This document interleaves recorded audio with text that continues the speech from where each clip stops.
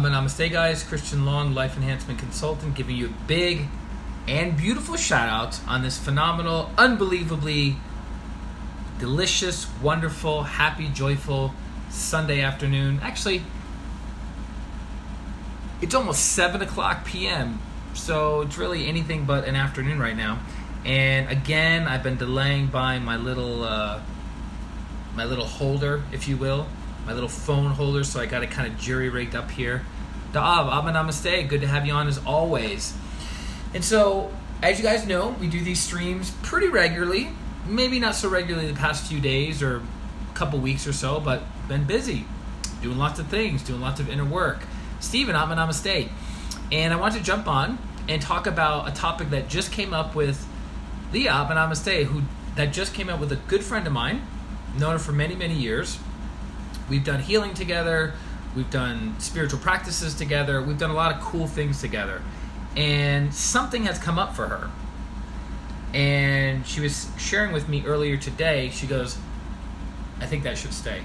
She was sharing with me earlier today that I don't want to do my meditation practice.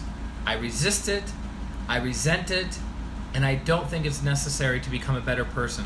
I don't think it's necessary to meditate or have to meditate for an hour and a half every day in order to become a better person. And I said, that's a fair statement. I said, let me ask you a question that might be easier to relate to. I said, okay, you work out, right? And I said, you work out 5 days a week, right? She says, yes.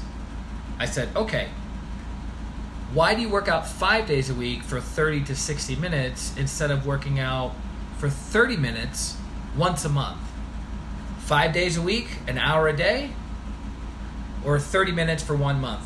Why do you do the 5 days a week for an hour each day versus 30 minutes for a month? And she says, well, because I want to not only maintain my fitness, but I want to, reach my fitness goals, my wellness goals. I said, okay, that's fair. So, if you want to properly and rapidly evolve yourself into a better person, would meditating 5 days a week or 6 days a week or 7 days a week be better than meditating once a month? And she goes, well, meditating regularly, meditating daily would be ideal. And I said, exactly. So there is no set structure, if you will, that this is what you have to do, this is how you have to do it, and if you don't do it this way, you're a bad person. If you don't do it this way, you're not evolved. If you don't do it this way, etc. Ashley, Namaste. Does that make sense?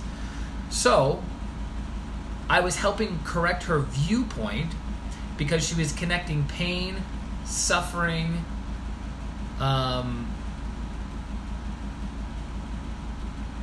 anxiousness, and beating herself up about her spiritual practice. And let's see here. Steven says, always lots to add. Then I start thinking how good it would feel when I'm living my dreams. I get into gratitude by thinking of the things in life I've enjoyed that are good. I give gratitude for the obstacles I've overcome to get myself back into a more winning state. I'm grateful for the opportunities I have. I line my targets, raise my energy, move my body, get myself in state, and take bold steps forward in meditation, followed by bold steps forward on the physical plane. Perfect. I think I'm going to start tag teaming with Steven, and we can do streams together. But that's exactly it. Having gratitude for what is, good or bad, and moving forward. Because gratitude transmutes lower, denser vibrational energies to higher vibrational energies. From sadness, depression, anger, bitterness, right? Low self-esteem, low self-image, to love, sweetness, tenderness, joy, enthusiasm, good self-esteem, good self-image, good self-worth. Gratitude has the capacity to transmute and transform. So, the other thing I wanted to add to that, as to why some of us don't feel like doing our meditation practices, Yvonne, Namaste, it's been a while, girl, is because we're full. What do you mean by full? So when you sit down and you close your eyes and you do an advanced meditation designed to generate lots of energy by at least a factor of 5, Now you have all this energy in your aura. Now you have all this energy in your chakras. What are you going to do with it? Now, if you do nothing with it, you are going to be bloated, full, and as we call it in pranic healing, congested.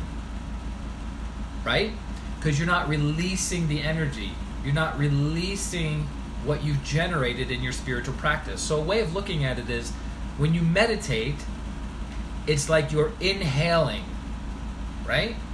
And when you do service, it's like exhaling.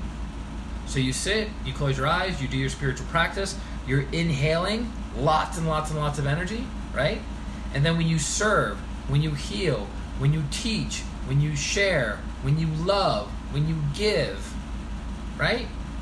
You're releasing the energies. Is that more palatable? Does that make more sense? Is that more profound? So it's like inhaling and exhaling. Can you continue to inhale, inhale, inhale, inhale for the next 30 minutes? No, it's impossible.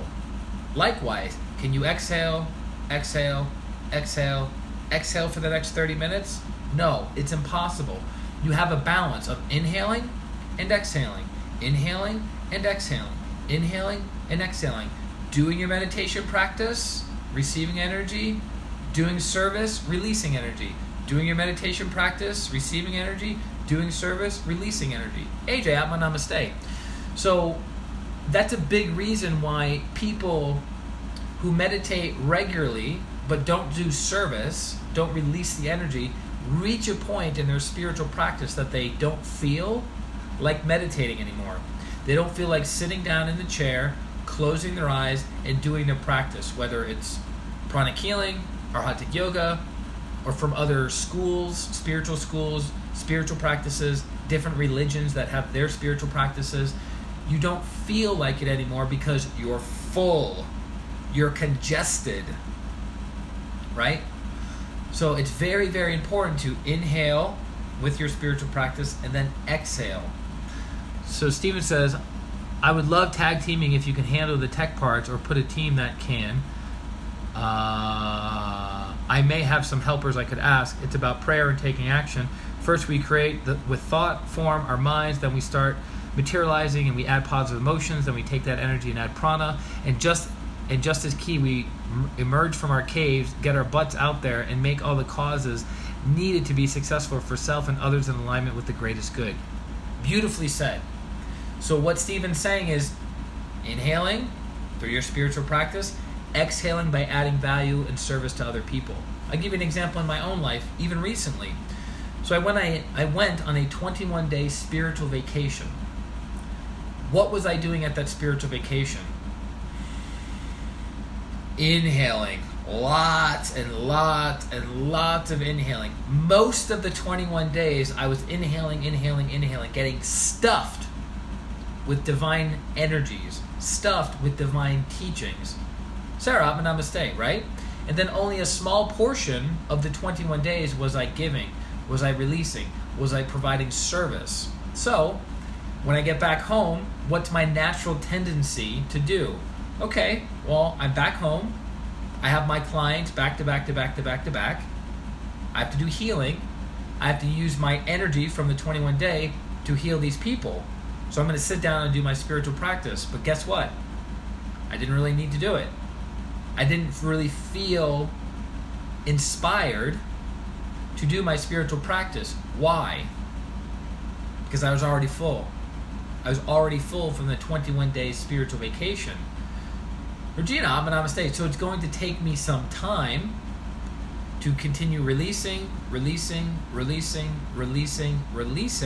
before my spiritual, mental, emotional, and etheric bodies go, hey, we're depleted. We need to be charged up again. Sit down and do your practice. Now, that's the energizing portion of what I do. Purification or cleansing is always important to do every day, no matter what. Whether you, Kimberly, Atma Namaste, whether you have clients or you don't have clients, whether you're doing service or you're not doing service, purification, super, super, super important on the spiritual path.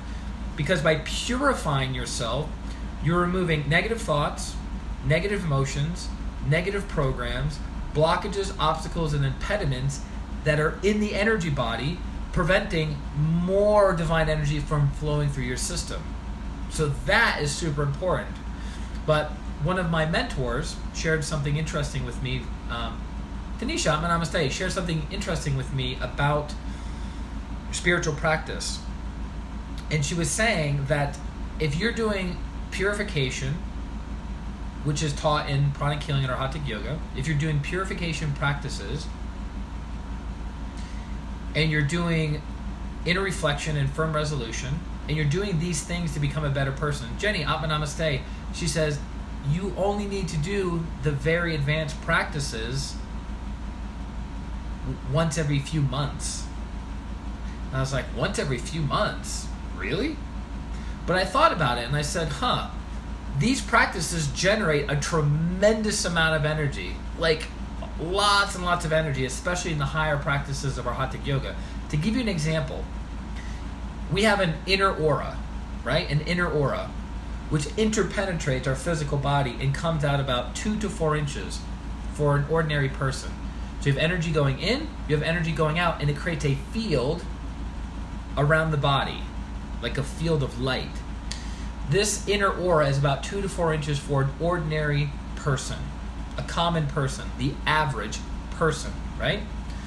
So when you sit down and you do a meditation like meditation on twin hearts, which is a very advanced meditation, it expands the inner aura from 2 to 4 inches to 35 to 50 feet.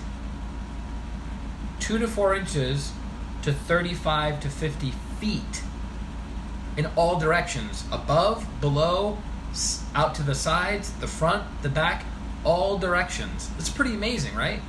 So that's just doing the twin hearts meditation. That's not doing the higher and higher practices that are taught within our Hatha yoga. So if you do a simple meditation like twin hearts, it's simple, but it's profound and very advanced in its effects. That would give you a lot of energy to do lots of healings on lots of people. So how much more service, healing, teaching, guiding would you need to do with a meditation that expands the aura by hundreds of times or increases your energy level by hundreds of times? Makes sense, right? So I remember a long time ago when I first learned pranic healing, before I learned our Hatha yoga, I said, I can't wait to learn our Hatha yoga. I didn't care anything about the healing. Honestly, I was like, I don't care about healing people. It's fun, it's cool, it's neat. You know, the girls like it, right? It's amazing. Ha ha ha, right? I want to learn our Hatha yoga because our Hatha yoga teaches advanced meditation practices to properly, rapidly, and safely evolve, emerge the little self with the big self. That's what I was excited about. I was like, why do I have to learn this healing stuff in the beginning to take our Hatha yoga? Well, in Grandmaster Chogo Koksui's brilliance, he realizes, well, if people just learn the meditation practices, they're not going to learn the healing component, which helps them on their spiritual path, and it also is a qualifier to find out if that person is an instrument of goodwill and the will to do good. Does that person want to help other people? Sri Jasper, Atma Namaste. Does that person want to help other people, or are they all about themselves? And at that time in my life, I was all about myself, right? I'm like, I want the meditation practice so I can evolve, so I can become enlightened, so I. Had nothing to do with other people, right? But then, as I learned our Hatha yoga, I started doing these very advanced meditation practices. My energy body went from here to way out here. Now what? Where do I go with all this energy? What do I do with all this energy? I go back to what I originally learned. I start healing people. I start guiding people. I start teaching people. I start servicing people, right? Because I have this huge energy body developed in my Hatha yoga practice. What am I going to do with it? Am I just going to sit in my bliss all day long and go, man, I have such a big aura. I have such big chakras. Oh, this is amazing. I'm so blissed out. Okay, great. Who does that help? How does that offer value? How does that move somebody's life forward? How does that alleviate the suffering of mankind? Right? But now, as I mature, become older and wiser, which I think kind of shows up in my gray hairs. They're only gray now, they're not white. So I guess there's still hope. That it made me realize the whole purpose of doing my Arhatic Yoga practice is to serve lots and lots and lots of people. And as I serve more people, more energy is generated during my spiritual practice, which inspires me to do more, to heal more, to guide more, to teach more, to serve more.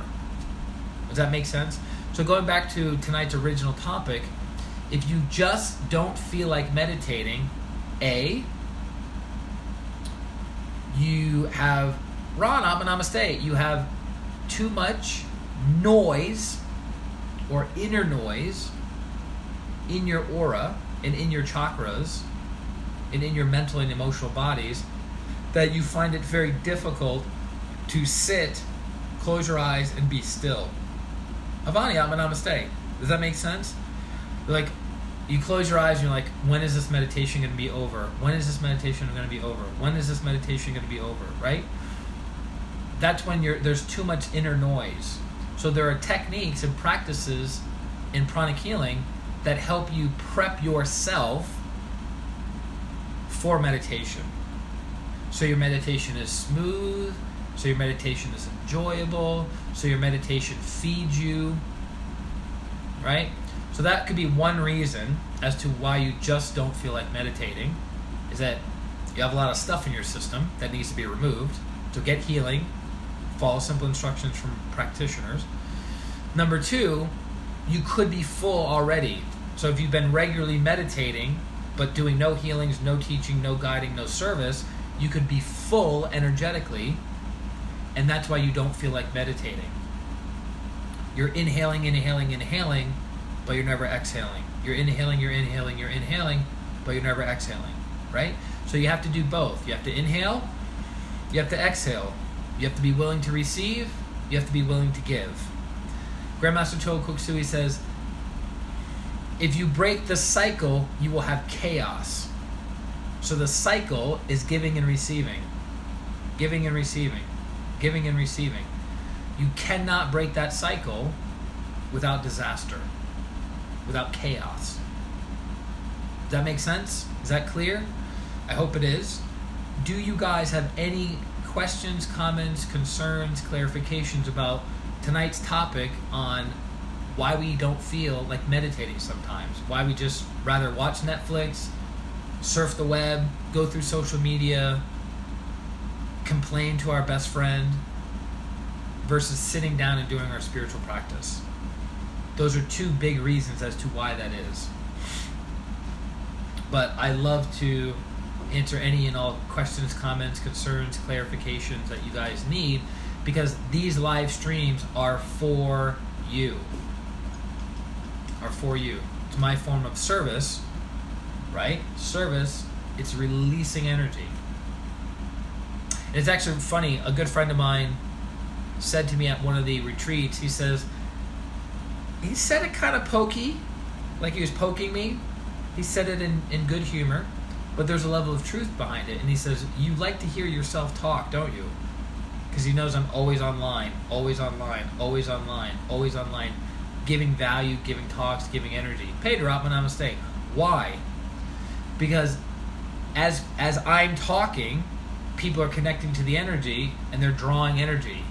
That's the whole purpose. So I sit down, I do my meditation practice, generate lots of energy, feel a lot of bliss, feel a lot of stillness, feel a lot of good energy, good vibes, and then we jump onto a live stream, or we write a newsletter, or we do a healing, and those people that are connected to that energy get value from it. And it's really funny because I've gotten compliments over the years of like how people like my personality or whatever. And I said, it's not really that. It's more so you're connecting to the energy of my teacher, because I'm pretty regular with my spiritual practice. So over the years of meditating, I'm generating lots and lots and lots of energy from my teacher, from the lineage that I am part of, and then I share that energy with other people. So what they like and what they feel good and the warm and fuzzies is not me, the personality of Christian, but it's the energy of my teacher and the lineage of my teacher. Does that make sense? So it's a higher way of looking at it. It's a higher way of looking at it. It's a level of truth. So, and that's it. That's all I want to jump on with you beautiful souls and share with you tonight. If you are in need of healing, feel free to go to ChristianRLong.com. It's my name, ChristianRLong.com. Go to the page, click on schedule a consultation, 30 minutes free, or if you know what you want healing on, a full hour, 30 minutes of coaching, 30 minutes of healing to move you forward in your life. And we have some slots available this coming week. And I always say to people, healing now is better than healing later. Why wait to get healing? Why continue to suffer if you don't have to? So always get healing now versus getting healing later. It's kind of like the Chinese proverb, when is the best time to plant a tree? 20 years ago. When's the second best time to plant a tree? Right now, in this moment. So I always recommend people get healing now versus 6 months, 12 months, 5 years, when life is perfect, which is kind of funny because if your life was perfect, you wouldn't need healing. We need healing when our life is in turmoil, in chaos. Does that make sense? It's kind of like somebody saying, well, I'm only going to go to the gym when I'm fit, healthy, and strong. Well, you go to the gym to get fit, healthy, and strong. You get healing to have awareness, understanding, and move your life forward. That's the purpose of getting healing. Getting unstuck, seeing your blind spots, awakening. It's a little backwards thinking, right? It's a little counterintuitive. Graveen, namaste. Good to have you on. So, that's all I want to share with you, beautiful souls. Thank you very much for connecting this evening. If you have any questions, put them in the comment section below. Private message me if it's really personal and really private. That's fine. Yvonne, thank you. Christian, you're amazing. Aww. All credit to my teacher. He's the one that taught me what I know. Without his teachings, without his blessings, without his healings, without his senior instructors, his books, his CDs, his classes, what am I going to share with you? Right? I'm going to share with you this little body. Right? So, and if you need healing, go to ChristianRLong.com. I look forward to connecting with each and every one of you to move your life forward. And that's it. So enjoy the rest of your Sunday or Monday early morning, and the rest of your week, and the rest of your life. This is Christian Long, Life Enhancement Consultant. Atma. Namaste. Bye-bye.